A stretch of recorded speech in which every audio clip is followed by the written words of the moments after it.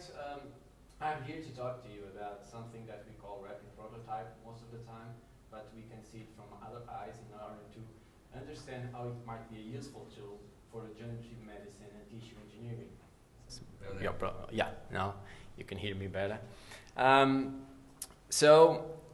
First thing that I noticed is that I came to this conference and thinking that I knew something like this, and thinking that when I go back home I would learn something and I would get to know more things. On the other way, I understood that I knew this, and I go back home knowing that I know much less than I think I used to know, because we did find out such amazing things throughout these 3 days that it is very useful to continue the debate regarding the new technologies. How can we improve that?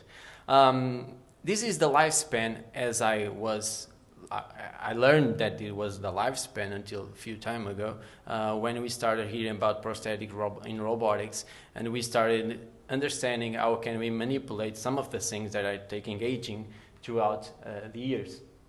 But regarding the talk that I'm having and the tissue engineering approach, in fact, we do know that it has a lot of potential for new therapies. That's not a new thing, but indeed we are always discussing, for instance, scaffolds, which are the most appropriate, which biomaterial, which processing technique, and from that on, we can read millions of papers, and can we get a conclusion? In fact, can we at least think that maybe there is a perfect scaffold, or it isn't? Anyway, we do know that additive manufacturing is a technology that is here to stay. There is no doubt, Obama said it a few years ago, that the additive manufacturing technology will become one of the main issues regarding the medicine.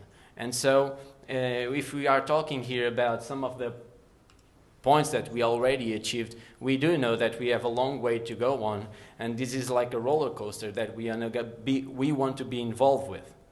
So, for a long time, not so long, but anyway, for us, a few years ago, we've been focused mostly on developing scaffolds that would not have a negative host response. That was the main purpose. Making mechanical tests, making physical tests, trying to understand the cytotoxicity of the scaffold. And with that in mind, we made this equipment, the bio-extruder, that was able to make scaffolds like the ones you see on this image, but also that possibly gave us a new freedom in order to arrange the architecture as long as we want. I just have two of the scaffolds here. They are just of PCL.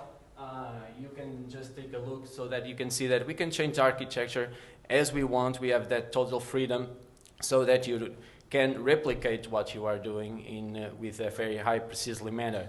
In fact, through that days, we engaged in several studies regarding the use of PCL. We joined it with hydroxyapatite.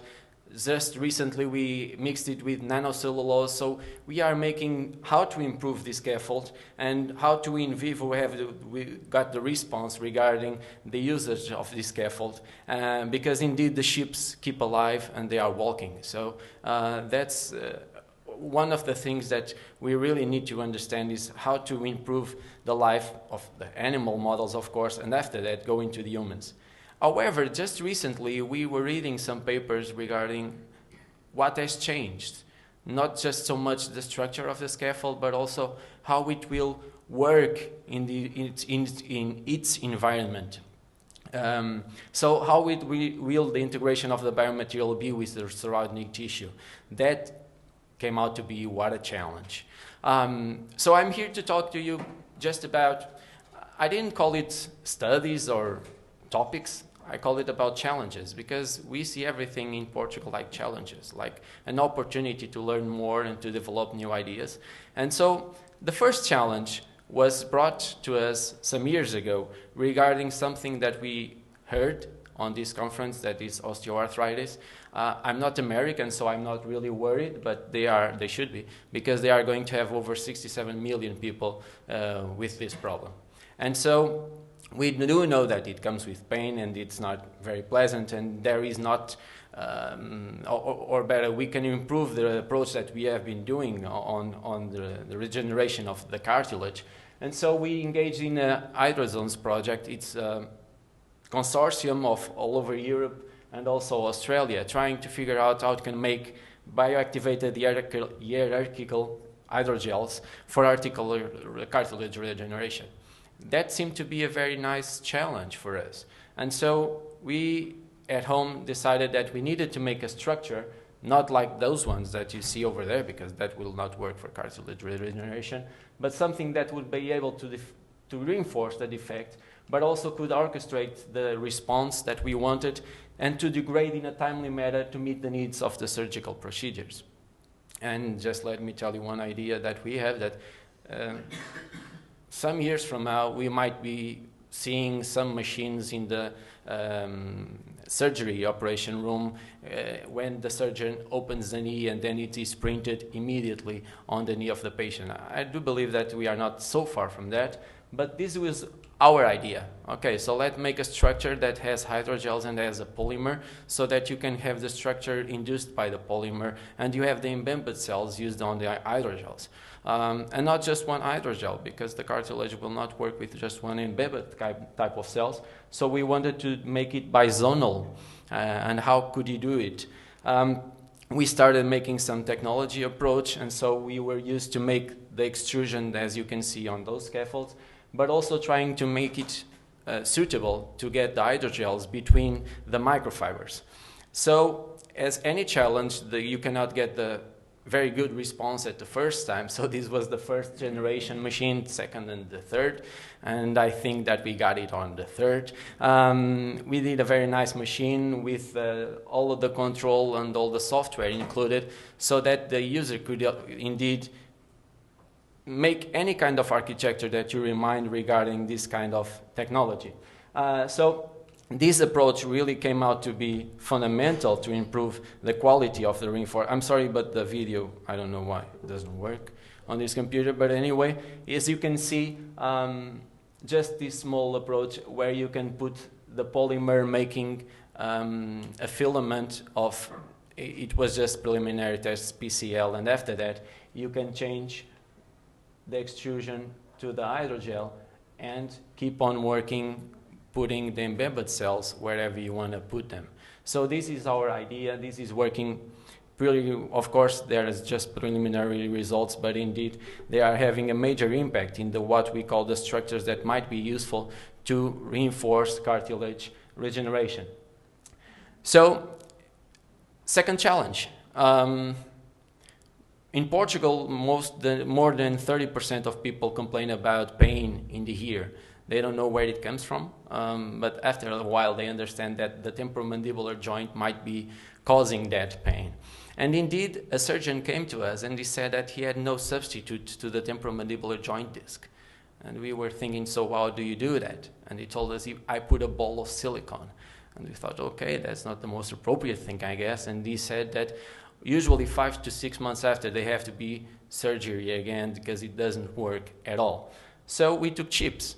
Chips have a similar temporomandibular joint disc to our human ones, so we took the right and the left, and we started making the beautiful thing about rapid prototyping. First of all, getting the image so that, as I said, we can make the structure that we want, and after that, we took more chips.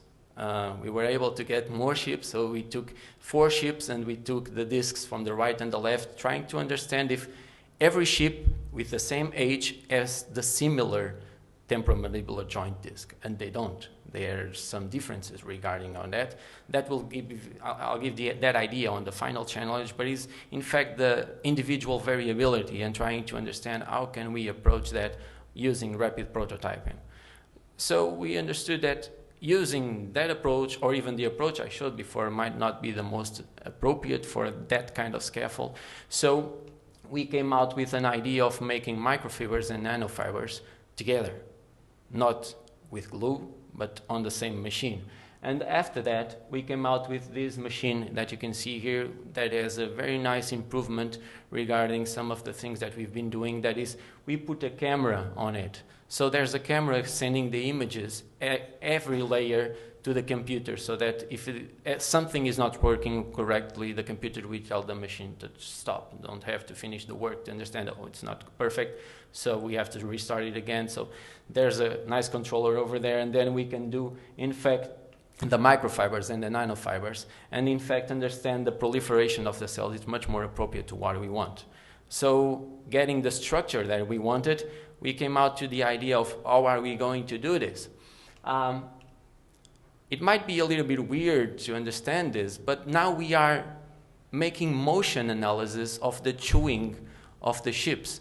So we are having the chips like 100 grams of food and taking the time they take to eat the food, and also making the motion reconstruction of the movement, so that after that we can make some studies regarding a control group where we are going to remove the disc and put it again, so just to understand if the surgical procedure will cause any impact.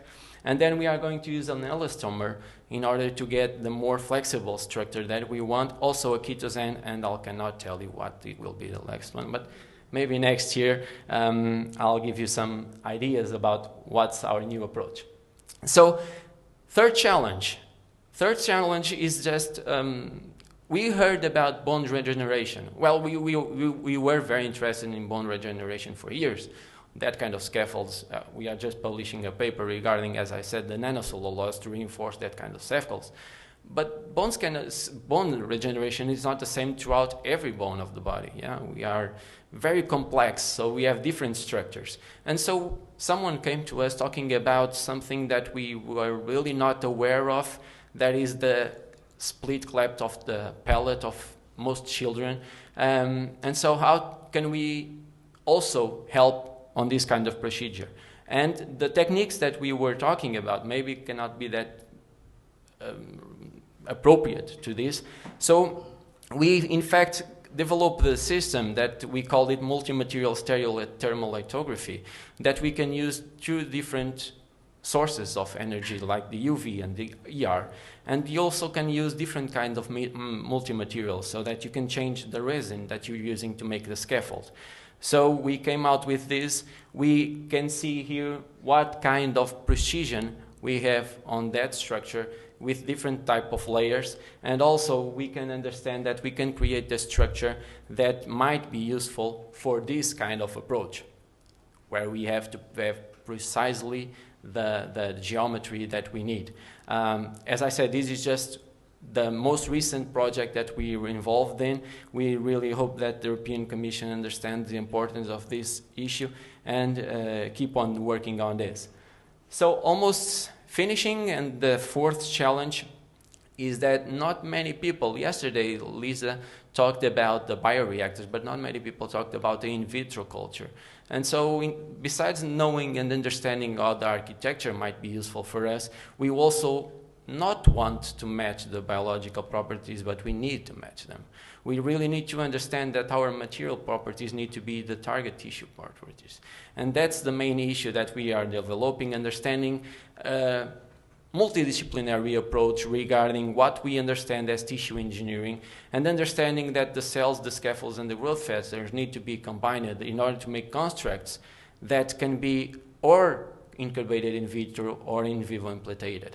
So with that in mind, we also have a group regarding CFD and fluid dynamical analysis that is working very deeply on the cell viability regarding the bioreactor usage. So we are developing also bioreactors. I can just tell you that the last one that we are making is for the urethra. So you pick an urethra, you cellularize it, and then you put it on our bioreactor, trying to make the tissue regeneration.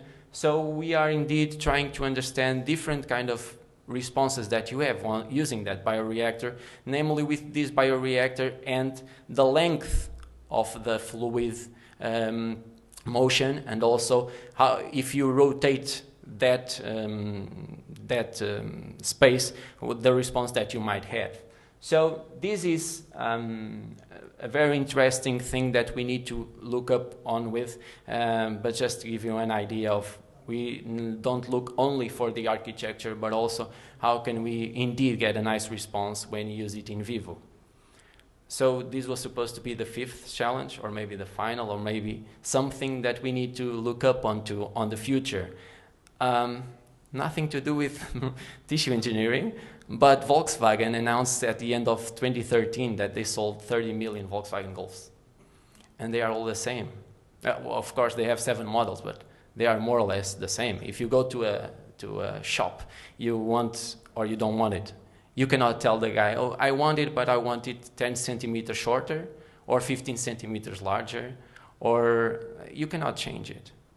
And that's what rapid prototyping is trying to change.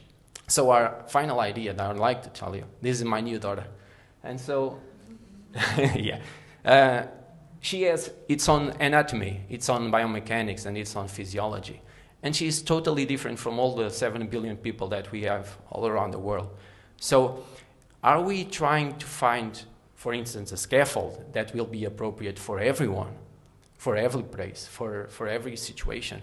Or indeed it does depend of the application that we are looking with the individual that we need to study deeply to understand what kind of response it will be suitable for him. And so this is the idea of the presentations I was telling you. Like, I hope that you got an idea of what we are doing, and most of the times we are looking for partners because we do understand that we can do anything by ourselves. We would be stuck to what we know, and so the idea is always trying to exchange ideas. Please feel free to visit the website. We are going to have a conference in India where we have one day regarding the rapid prototyping for biomedical applications. And please feel free to get in touch if you have any idea that you might exchange with us. Thank you very much for your attention.